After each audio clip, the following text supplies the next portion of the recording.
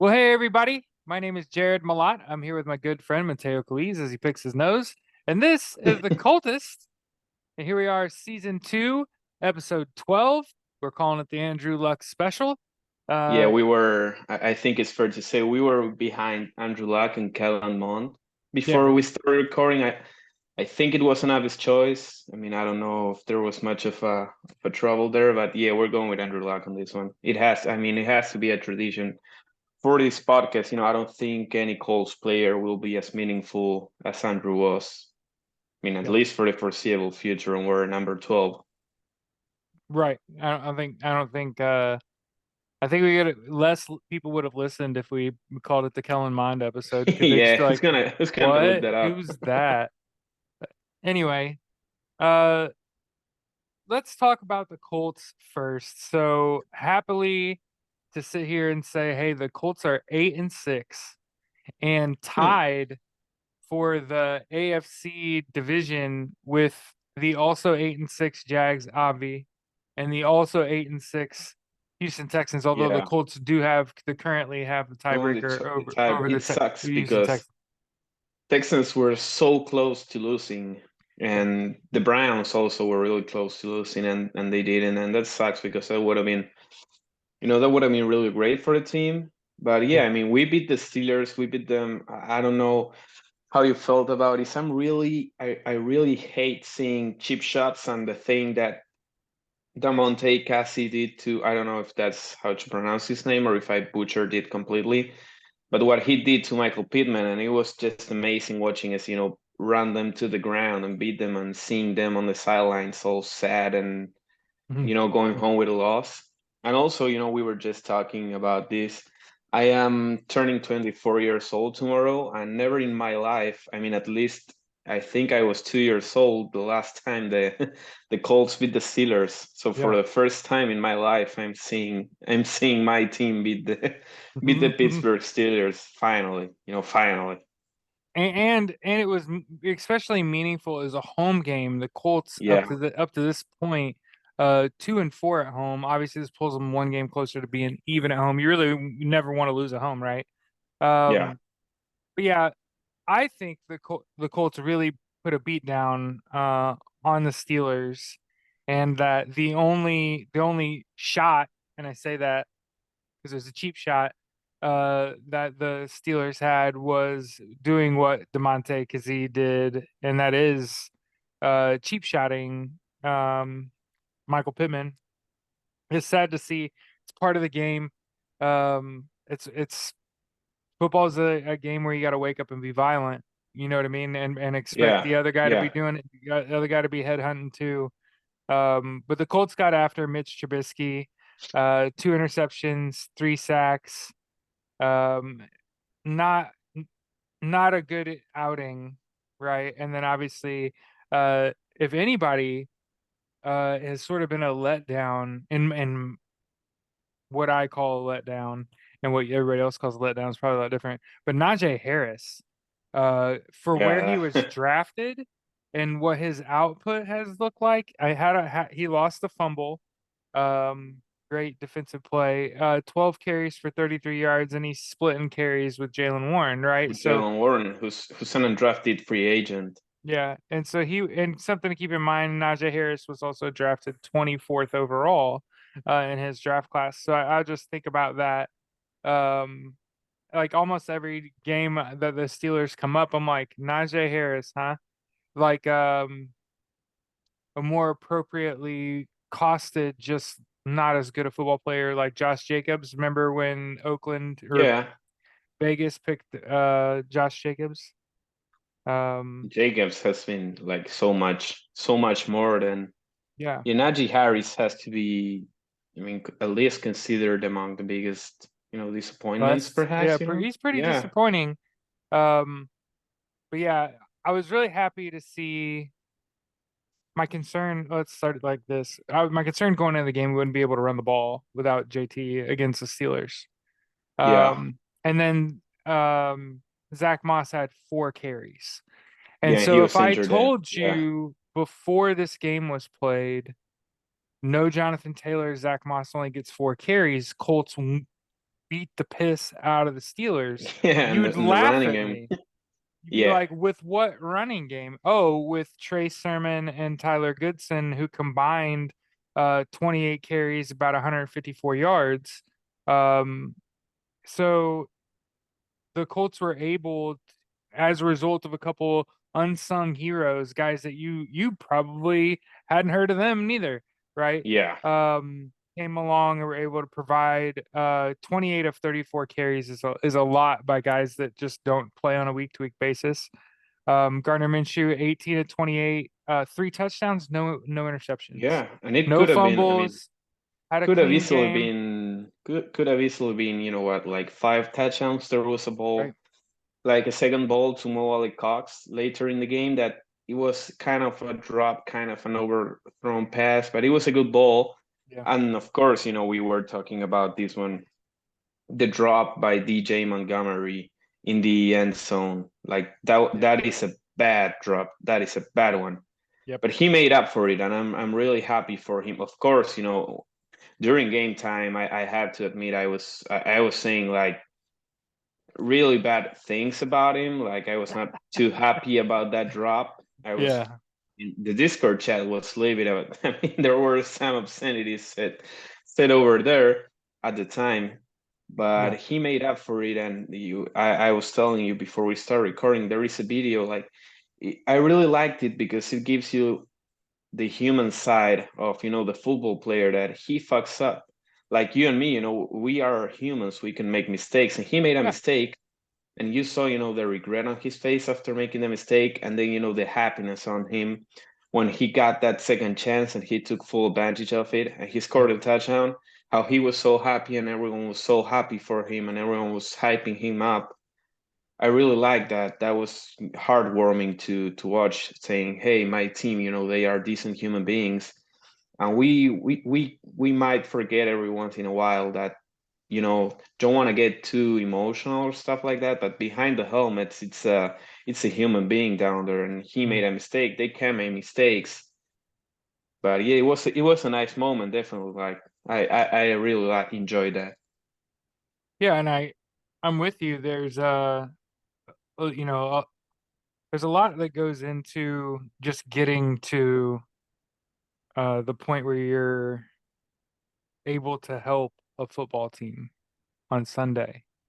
You know, and you're not a first or second or third round draft pick, right? Where you're just expected to come in here and Yeah, perform.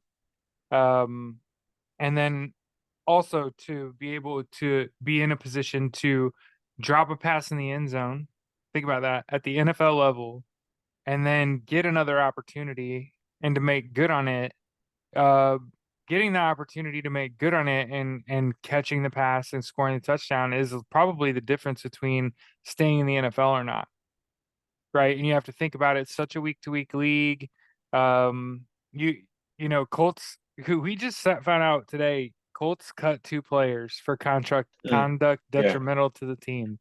Um, so it is such a week to week league. You know, you screw up just a little bit and it's over. Just as fast as it began for you. Um, so yeah, it is touching when you realize like these are just people that are held to a higher athletic standard than most. You know what I yeah. mean? They got to pass conditioning tests and shit. But yeah, really proud of the Colts. Went into that game, real talk, just like a normal human being. I'm like, there's no way the Colts beat the Steelers. They haven't done it in 2 decades, right? Yeah, The if you told me the Steelers are a 500 ball club and the Colts are hosting them on Sunday or on Saturday, right? On a random Saturday game. Who's winning that game? Who's nah, the head yeah. coach of the You're not Steelers? saying, yeah. Mike Tomlin. Oh, Mike Tomlin's giving the Colts the business. You know what I mean? Like Yeah, yeah, and that's putting it every other lightly. timeline, the Colts got their ass handed to them. It's the Pittsburgh Steelers, right? But it just so happens in this timeline, um, the Garner freaking Minshew is the quagmire. That 6-4 as a starter. That to me is like, Yeah, okay, I'm the first person to say, and rightfully so, hey, team wins are not a quarterback statistic. yeah, Okay. So yeah, up front, I'm saying teams wins are not a quarterback statistic. And Gardner Minshew is 6-4 as the starter. So I'm not stupid enough to conflate Gardner yeah. Minshew No, of course. starting, and that's the reason that he's 6-4. No, I'm just saying the Colts are 6-4 in games Gardner Minshew started. But you say all that to say, um, the Colts are really good at finishing drives with a rushing touchdown. They're like Yeah, seventh in the that's pretty. league. Yeah, So they're eighth in scoring offense, seventh in the league in rushing touchdowns. What this tells you is they're gonna get it. They're gonna get it down there. They're gonna pound it into the end zone. Is what's gonna happen. yeah, Run, pass, baby. So um, with the Colts now 8-6, this puts them firmly into a wild card spot, one ahead of the Houston Texans, who right now are not in the wild yeah. card. Not right now, but And then, yeah, well, technically losing the tiebreaker to Jacksonville on points, I believe, because they have an identical record and they're one yeah. and one against them, right? So yeah, it would be points. Um, It's by that. Yeah, so the the Colts, whether or not they win the division or go to the playoffs or both, could not be resolved until the end of the last football game this mm-hmm. season. Because it's Houston, right? The only problem with Houston is, of course, them being able to win a game without CJ Stroud. CJ Yeah, Stroud, but then being able to string multiple games together where they're able to win football games without him. Because my hope is that he comes back and plays the Colts the last game of the year, and it's a duel. And CJ Stroud reminds you this is why you got to get young at quarterback, because you got to get a guy that gets a bunch of reps at the position. yeah, And this has been a really good year for CJ Stroud. I just hate to see it end, especially when you've got like a meaningful contest coming up at the end of the year. But yeah, the Colts are. It's funny to say it like this, in a position where you could win two of the next three games and possibly not make the playoffs. Like that's where the Colts are. And I think if I remember correctly, I said this earlier this year, because of the win differential potential and the fact that the Colts won 4.5 games, right? They had the tie last year. I was like, yeah, oh, this means that if they capitulate, if they achieve their maximum potential, they win 8.5 games and are eliminated from the playoffs because half games don't count, right? But most importantly, like I said, you're in an enviable position. Overcoming the Steelers is a massive obstacle for this team, yeah, and I think this is a kind of quality win, where it's like if they were ranking teams, the Colts moved up a bunch. You beat a quality football team. yeah. And you do so, convincingly beating them. Like Yeah. you By beat, 17. I mean, you beat yeah, the by piss out of them. 17, and you made right. And those that by 17 is a bit, misleading Mhm. because I mean, you started the game down 13-0, and then you put up 30 consecutive points, and it could have been way more if Matt Gay makes, I mean, at least one Marcus kicks, that's Yeah. 33. If DJ Montgomery catches the ball on fourth down, that's 40. And you're like, hey, this is a team that could have easily put up what, like 45 points Yeah. without their number one receiver most of the game, Yep. without their starting tight end the entire season, without their right tackle, without their top two running backs, and of course without their starting quarterback. And they could have put up 45 points against the A Pittsburgh quality Steelers. Yeah, Pittsburgh quality free defense. Steelers. That's a quality win. Yeah, that's a quality football team. And that right there sounds a lot like the makings of a coach of the year, right? Um, Shane Steichen at this point, and I get it. I'm biased. I'm a Colts fan, Yeah. But through 14 games, the Colts have a winning record and are in the playoff race. And keep in mind, we went into this year thinking, oh, we'll be on year one of a rookie quarterback. Who cares what happens as long as we see some development? What happened instead? He got out there, he's a goddamn lightning rod, and you're like, oh shit, he's really good. And then he gets hurt. And instead of just rushing him back to battle, they're like, no, get surgery now. Take care of that issue now. We want you to have a long career. Who cares if you play? You already seen enough. We know you Yeah. can do. We know you can do it. You got to keep your legs under you. You know what I mean? Like you got to keep your legs. Shut them down for the year. We don't need it. We don't need to do that. Yeah, we don't need We to need, see. we need to Yeah. get. We need to do really well with the remaining people and then reinvigorate their passion for the game and get them to play together, right? That offensive line had a terrible year. We were talking about it today in the Stampede Blue Discord, where we are Yeah. talking about um, the offensive line regression last season with Matt Ryan under center, how it was a combination of the offensive line play was bad, but Matt Ryan was terrible, right? So Yeah. obviously you go out and you get the highest rated athlete ever at the position who comes in and gets banged up a couple times in his rookie. That happens to everyone. It's just usually what happens and what has happened a lot in the past. Now that I think about it, the Colts made a genius decision. In the past, you'd watch that rookie quarterback continue to go out there and get his ass kicked, Bryce Young, and it do absolute train wreck to their development because they're constantly under duress. The offensive line's terrible. Pull the kid, put in a veteran that knows to get rid of the ball and just not eat as many hits, right? Yeah. So yeah, you think about it's like I alluded to earlier. I'm a firm believer that there are multiple universes, and it just so happens, and in this universe, somehow the Colts held it together. They held the locker room together.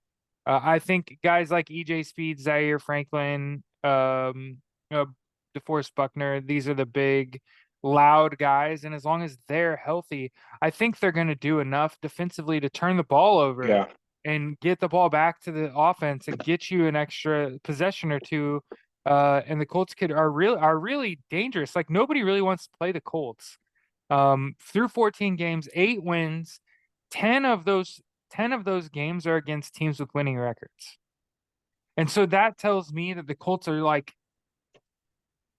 above 50% beating teams with winning records, right? Like it's really difficult in the NFL, especially the Colts are a better road team than they are a home team. That tells you Yeah. That's that's all indicative of leadership, right? Better road team than you are a home team. That means you're handling business. Multiple players playing at a high level, right? That's indicative of leadership, right? Winning games, the winning's the only thing that matters. yeah. It's yeah. Colts have now won 5 of 6 with Gardner Minshew at quarterback. Like Gardner Minshew is 5-1 in his last 6 starts. So we can look at the numbers and say it is not Gardner Minshew. Yeah. Definitely. There's a reason that team wins are not a QB stat, and it's go look at Gardner Minshew's statistics. 14 touchdowns, 8 interceptions, average at best. 63.3% completion percentage, 20th in the NFL, right? Now, one of the things that Gardner Minshew is elite at is not getting sacked. So in his season so far, only sacked like 26 times. And people hear you say that and they're like, Jared, holy shit, 26 is a ton. No, it's not, because the guys at Yeah. the top are getting sacked like 50 plus times already this year. Bryce Young, Sam Howell, over 50 have been sacked over 50 times. Gardner Minshew only sacked 26 times.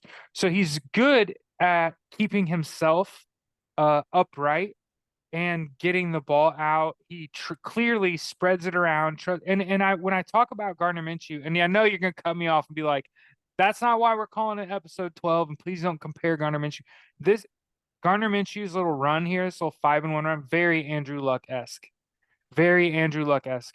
Kept himself upright, spread the ball around, scoring a bunch of points. Remember, Colts 8th in the NFL in scoring offense during this time with what I would consider above average defensive play. Yeah. So you don't have to be elite on defense to be very good and turnover friendly, give the ball back to your offense. And then Gardner Minshew just needs an extra possession or two, and he'll get you the win. So yeah, I'm super definitely.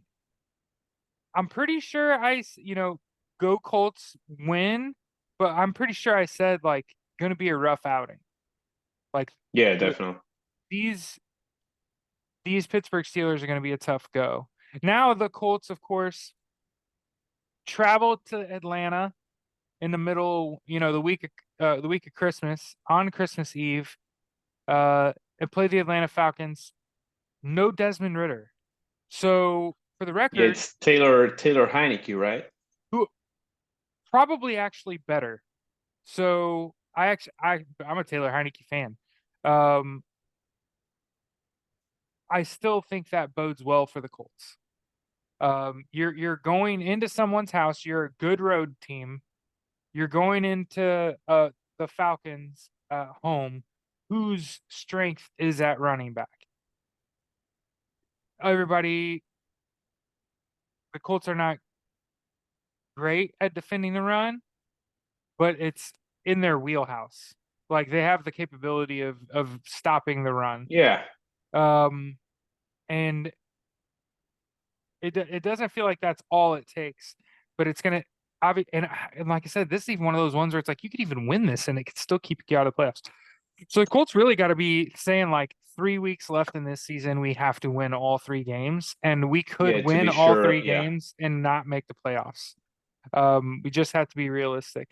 Um, no, I think if you win all three games, you're guaranteed to go to the playoffs. But there's no guarantee if you win just two. And again, you play at home versus the Raiders and Texans, and it's like you got to think you can definitely, man, crazy what a new head coach will do, huh? Yeah. Because I keep thinking like I didn't anticipate being in this seat. It doesn't. Yeah, no, This yeah. doesn't feel like what I was supposed to No be saying way right now. we I was supposed to be calling for people's firings. Like Gardner Minshew's a joke. He's 1-6, 1-5 in his last 6 games. Couldn't complete a pass to, you know what I mean? For throwing it into a trash can, whatever. You know, and I'm not saying that. Like, yo, the Colts are 5-1 in their last 6. Have put up 1,000,000 points in that time period.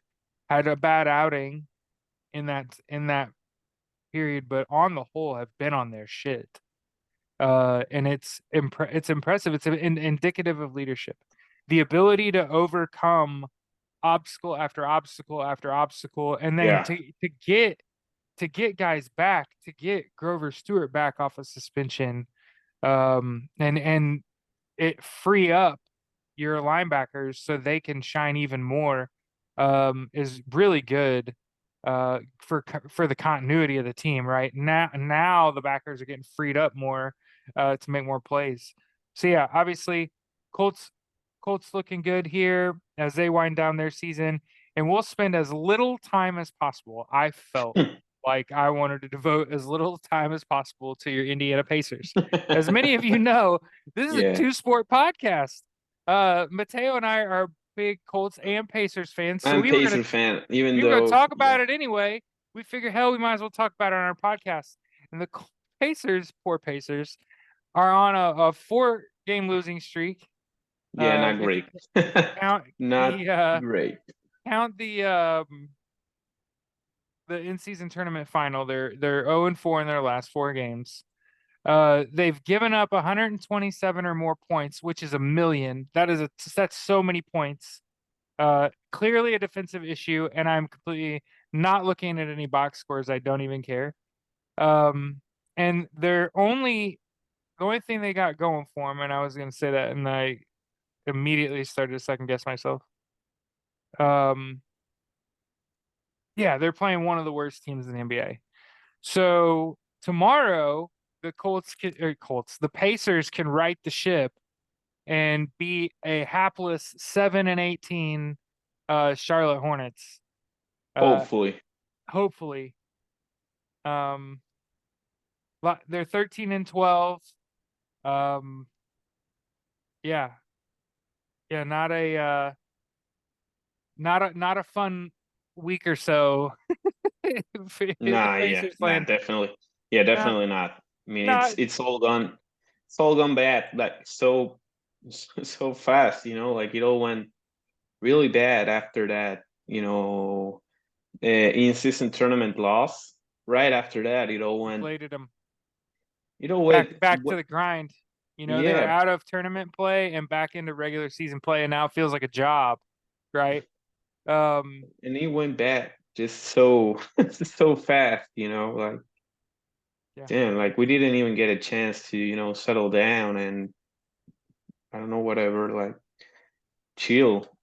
And I think, I mean, I'm not I'm not the first one to say this. This team they need a front court defensive stopper. Like it's a no-brainer if you ask me. When you see guys like Carl Anthony Towns, Giannis, LeBron, Jason Tate, all the other, good teams you're gonna face, like the Pacers struggle a lot when going up against big men that can put the ball, like they don't have a true rim protector, a strong guy that can help contain those guys. I don't think Miles Turner really is that guy.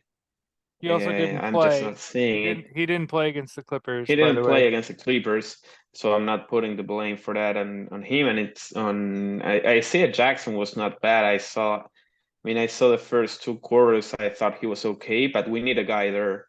Yeah, Even if Russ Walker is not ready to go yet yeah. or ready to start full time yet, but we need another guy there. We need, say, I don't know, there are some guys that I like that could be available.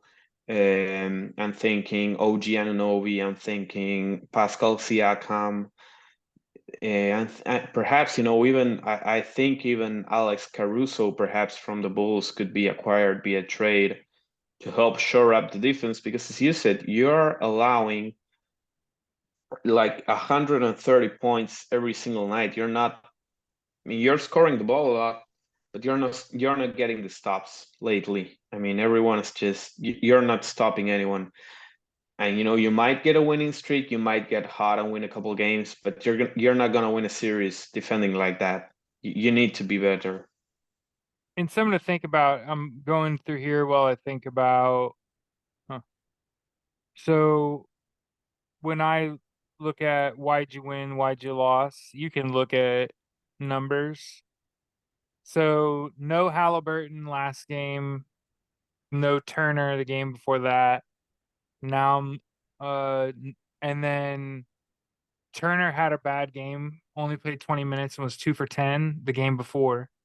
And then against Milwaukee, uh, Turner and Halliburton played a bunch, had both had really good games. And it had to be kind of deflating that they both played well, had big games, played 30 big minutes. All their starters did and lost. Um, so I think it's what I said earlier. The loss to Milwaukee was deflating. And now you have regular injury, Miles Turner, Halliburton. Um, and then I also noticed in one of them losses, Matherin was 2 for 11. Yeah. And it's just like, hey, when your primary ball shooters, the guys that are getting most of those reps, aren't hitting or aren't playing, probably not winning, right?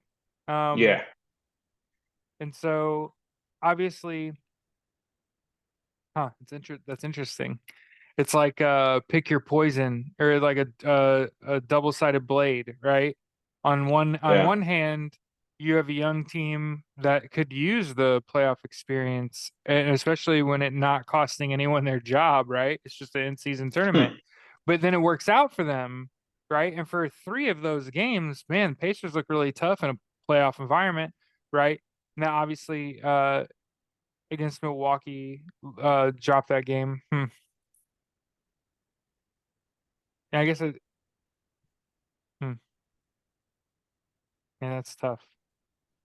I mean, But I don't think this team is I don't think they're as bad as that 4 game losing streak. But no, I think, if we had to learn from prior, Paul George experience, you have to surround your all-star, all NBA caliber player, superstar Tyrese Halliburton. You have to keep him happy to make him, stay here. You have to be, you have to I mean, win. You have to be at winning. one point or another, you have to take risks. You have to do so. You have to make a trade that perhaps means, giving up on some promising young players to get that second superstar. You have to be comfortable taking those type of risks that small market teams like the Pacers, like the Bucks, they have to do. I mean, Yeah, otherwise we might be recording, in 5 years down the line, 4 years down the line, saying, hey, God damn it, Tyrese Halliburton just asked for a trade.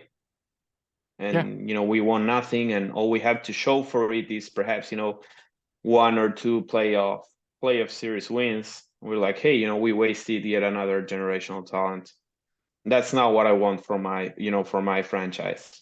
Well, I think what's happening right now is that was Ben Matherin a first round pick? Yeah, I believe he was picked six. I believe he was six overall. Jarras Walker was eight.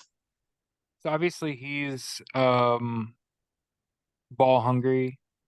And when he's out there, Yeah, six overall. he tends to be the focal point of the offense. But I'd argue, and this is just throwing this out there as an argument, he hasn't played well enough to be the starting two. Um, and also I think the main issue that you're going to have is that if Buddy Hield is happy and getting playing time, and I also think he's not the player that you traded for. He's Yeah, the sit in the corner and shoot three guy, and it turns out that he's an athlete and he can actually drive and make plays the bucket too. So you're not quite getting the points per shot out of him that you would have liked. He's taken it to the bucket more, which is understandable. You want to get points where you can feel like you can get yeah, them. But again, when I look at the data, I'm like when the Pacers win, they're obviously they're shooting the three at a high percentage, but you can still shoot the three at a high percentage and lose. It has a lot to do with what you allow. And when I think about uh playing with confidence, it's readily apparent that without the heart of their team, Miles Turner, Tyrese Halliburton, the Pacers are coming out a shell of themselves and not nearly as confident, and it's allowing teams to just go straight up and down on you, right? So obviously, uh, got some action coming up for both teams. Like I said, Pacers play tomorrow at 7 against the Charlotte Hornets. Uh, Colts get the Atlanta Falcons in Atlanta to potentially go to 9 wins, and yeah, that would be fully capitulating, right, for the Colts if they're to go out there win their ninth game this year, man, that is so much yeah. better That than that I would could have yeah, ever imagined. Even if none of these season-ending injuries to playmakers to like really good football players, right? Like Jonathan Taylor might not play again this year. Um, Anthony Richardson, the guy you drafted fourth overall, you really needed him to get some time. But like I said early, like I think he got out there and showed you what he was capable of. yeah, And yeah. then when Yeah. and then when he gets hurt, you're like, nope, shelf him. I don't want him to play anymore. I don't want to see anymore. I Like, didn't yeah, I'm plan on happy. winning. I had a brand new first year head coach, brand new rookie quarterback, right? Gardner Minshew, a guy that had been on like three different teams prior. Like he's not out here starting for anybody. Shane Steichen, man, is a guy that has come in and has shown this is what good leadership looks like. Yeah, Like I said, have gone through it, have had a lot of injuries, have had significant players miss significant time and have not missed a beat. are beating good football teams. Man, it Yeah, feels good good. football team. Yeah, Feels good to be a Colts fan right now. Um, we'll see. We'll see about the Pacers. It's like yeah, we'll see. Like, we'll yeah, see. just They could hopefully, just be another. It all could I'm just be hoping for, a yeah, young team. It could just be a young team. yeah, it could be a young team going It through, could just be a some young team. struggles. All I'm hoping for is, just for once, make I would like the team to, make this splashy trade, try and get that second superstar because Mattering, he's gonna be a good NBA player. He's just not that yet. And Yeah. I mean, I don't want to wait. And I think also Tyrese Halliburton, he doesn't want to wait 2 years to start winning. He wants to win now. He's saying, "Hey, I'm playing the best basketball of my life. Yeah. I want to win right now," and I can't fault him for that. And I don't think Miles Turner is the answer in the front. I don't think a front court made up of Miles Turner and I Obi. believe it's Obi Toppin. Yeah, Obi right now. I don't think that's a front court that's making some noise in the playoff. I, We I I need mean I like like Jarris Obi. Walker Yeah, to you stand up, need a right? guy, Yeah, you need somebody and to stand up or need to trade for somebody. Well, I mean, if you think about, we talked about the loss to the Bucks being deflating, and it's like, hey, speaking of uh a team, how about Giannis and Damian Lillard, right? You're gonna lose to teams that have two all-star caliber players on them. Um, who are in Milwaukee, another mid-market team that was willing to make that trade, right? Something to keep in yeah, mind is that the Pacers traded away their marquee talent to get Tyrese Halliburton, right? So the other, they could have paired in an alternate universe to keep going back to that trope. Um, you don't give up Domantas Sabonis to get Tyrese Halliburton, and instead you get to pair them, and they have a great time together. Instead, you give up on the Domantas Sabonis project. You keep the Miles Turner, and you get Tyrese Halliburton and Buddy Hield. But I think the uh, problem is too many twos. I think the Pacers have shooters, and in my eyes, they have like 5 or 6 people on their team that primarily should be shooting 3-point shots. And that's not what happens in the game because that's not what the defense wants you to allow you to do is just stand out there and shoot threes, right? Especially when you've got 5 or 6 guys that can it. But I think the Pacers are flush at the two, and they need to make a move because they're letting talent rot, right? Like there's people on the Pacers bench that could be getting significant minutes elsewhere. And that's why you make a trade. Obviously, a 4-game losing streak's one thing, right? But the whole nother thing is that I think the Pacers have too much talent at the shooting guard, the yeah, one two spot, and they could absolutely make a move. So yeah, this has been season 2, episode 12, the Andrew Luck episode of the yeah. Coltist, your favorite Indianapolis Colts, Indiana Colts Pacers in Indiana. podcast. Yeah, So, hey, have a great week. Happy holidays if you celebrate. And hey, we will see you after Christmas. yeah. After, yeah.